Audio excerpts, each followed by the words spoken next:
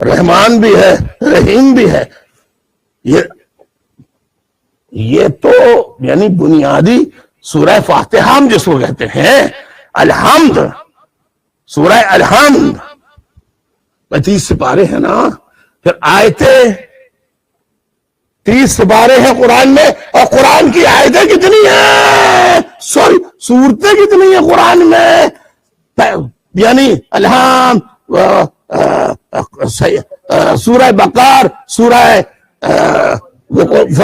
فبی اللہ ربکم ان تکذبان، سورہ رحمان، اور بولے جلدی بولے، سورہ یاسین، سورہ جن، سورہ کوثر، سورہ ناس، سورہ فلق، سورہ مزمل، یہ سورہ توبہ 114 سورتیں ہیں قرآن مجید میں. کتنی؟ 114، 114 114 صورتیں. اب ڈیپینڈ کرتا ہے رکوع کتنے ہوتے ہیں. ہر سپارے میں ایک جیسے رکوع نہیں ہوتے. سب سے بڑی قرآن مجید کی سورہ البقرہ، اس سے بڑی کوئی صورت نہیں ہے.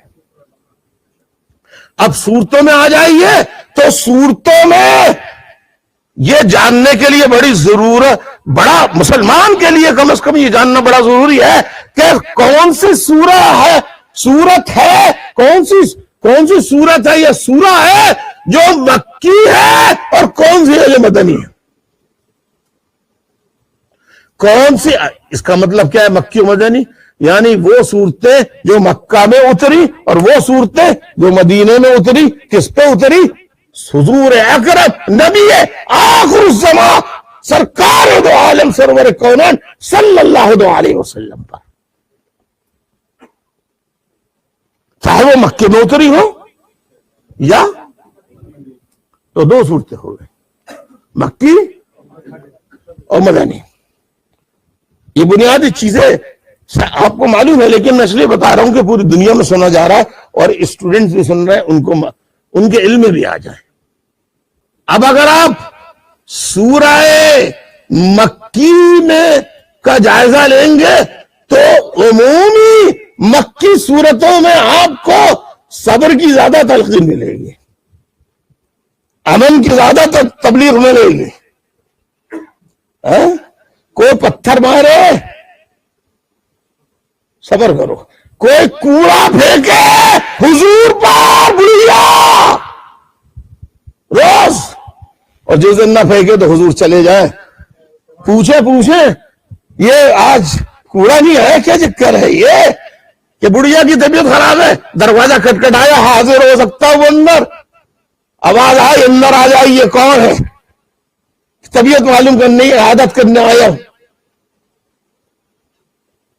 کہہ لے میں آج گزرا، سرکار رضوان صلی اللہ علیہ وسلم فرمایا آج میں گزرا، دیکھا کوڑا نہیں پڑا، آپ بیمار پڑی ہے، تکلیف ہوئی دل کو، سو آپ کی عادت کرنے آ گیا. اللہ اکبر، اللہم صلی علی محمد وعلی آل محمد. دیکھ رہے ہو یہ نبی کی عظمت ہے، اور ہم کیا ہے؟ اللہ معافی، استغفر اللہ ربی من کل ذنب. اچھا، اب صحابہ اکرام کو گرم گرم ریتوں پہ لٹایا جا رہا ہے، بڑے بڑے پتھر مکے میں ایمان لانے والوں پہ، کفار اہل مکہ کے سردار بڑے بڑے پتھر رکھ کر اس پہ ہتھوڑے مار رہے ہیں، توڑ رہے ہیں، زخمی لہولہان کر رہے ہیں، نیزے مار رہے ہیں، گرم گرم ریت پہ گھسیٹا جا رہا ہے. اللہ کے حضور کہتے ہیں صبر کرو. دیکھ رہے ہیں سرکار دو عالم صلی اللہ علیہ وسلم کیا کہہ رہے ہیں؟ صبر کرو، صبر کرو، صبر کرو. یہاں حضور جو ہے وہ صبر کرنے کی تلقین کر رہے ہیں. ایک بات یاد رکھو، یہ فکر نشست ہے، یہ تقریر نہیں ہے.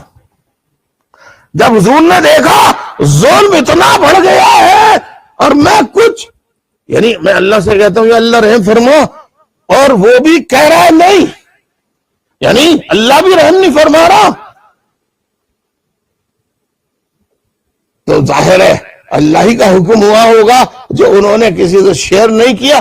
یہ میری اپنی ذاتی سوچ ہے کہ حضور نے کہا ہم کچھ نہیں کر سکتے، تعداد میں کم ہے، ہجرت کر جاؤ۔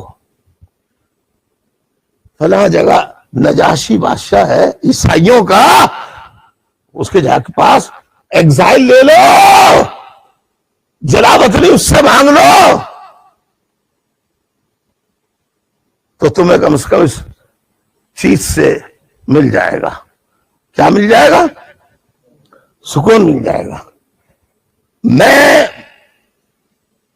یہ ساتھیوں سے کہتا ہوں، ساتھیوں یہ فوجی تو ٹینک بھی رکھتے ہیں، بندوقیں بھی رکھتے ہیں، لائسنس ٹو لوٹ، پلنڈر، کیل، یہ آئین سے بھی بڑے ہیں پاکستان کے، اور پاکستان کی جوڈیشری جو ہے وہ ان کی جیب میں ہے۔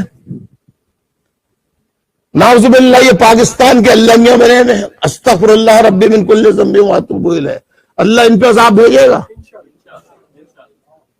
آپ اس کو لکھ کے رکھ لیں، میں رہوں یا نہ رہوں، یہ لکھ کے رکھ لینا، یہ فوج تباہ ہو جائے گی اگر اس نے اپنی اصلاح نہیں کی تو۔ آج بھی میں بتا رہا ہوں اس فکری نشست میں کہ آج بھی یہ توبہ کرے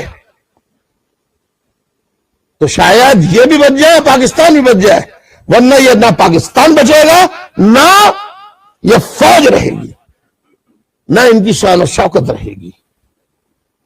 اللہ کی قسم، جنرل اور تو انڈیا کی فوج تو شریف فوج تھی کہ زندہ ایمان سے ان کو ہتھیار ڈالے، کیسے ڈالے ان کے آگے؟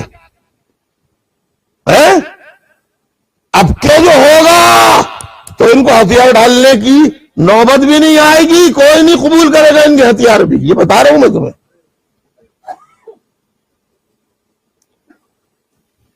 تو میں نے کیا کہا؟ میں نے ساتھیوں روپوش ہو جاؤ، چھپ جاؤ، سورج کی کرن کا دھبا بھی نہ پڑے۔ صحابہ نے عرض کی یا رسول اللہ پھر اذان کا کیا کریں؟ اذان کا کیا کریں؟ اذان دیں گے تو آواز آئے گی، اور آپ کا حکم ہے اذان دو نماز کے لیے۔ ابھی آتا ہوں آپ اس موضوع کی طرف چلا تھا اقرا سے کہ پہلی وحی کی آیت کیا ہے؟ اسی کے بعد تو نماز فرض، اسی کے بعد تو نماز پڑھنا حضور نے شروع کی باقاعدہ۔ یہ میں اپنی طرف سے نہیں کہہ رہا، آپ احادیث کریمہ میں چلے جائیے، جا کے دیکھ لیجیے۔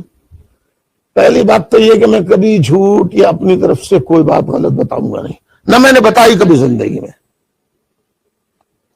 جب حضور معراج پہ لے گئے تو باقاعدہ اس پہ جو نماز فرض کی گئی وہ الگ، لیکن حضور نے حضور کیا کرتے تھے؟ غار حرا میں کیا کرتے تھے؟ اب آج تک کوئی بتا دے مفتی مجھے یہ کہ حضور کیا کرتے تھے، کوئی مفتی بتا دے۔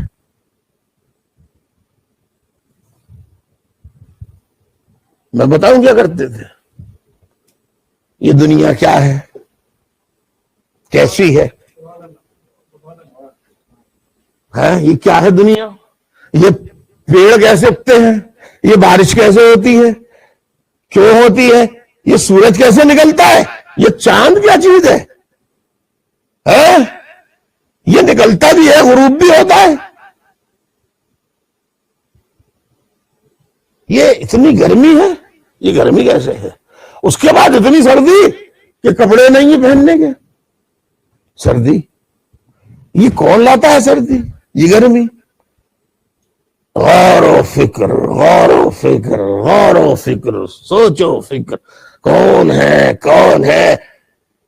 کیوں کہ وہ تو پیدائشی نبی تھے، لیکن اعلان تو 40 سال بعد ہوا ہے نا۔ اچھا بھائی بتائیے میں صحیح کہہ رہا ہوں یا غلط؟ ہے؟ جب پہلی وحی نازل ہوئی ہے اس کے بعد ہوئے اعلان کیا نا باقاعدہ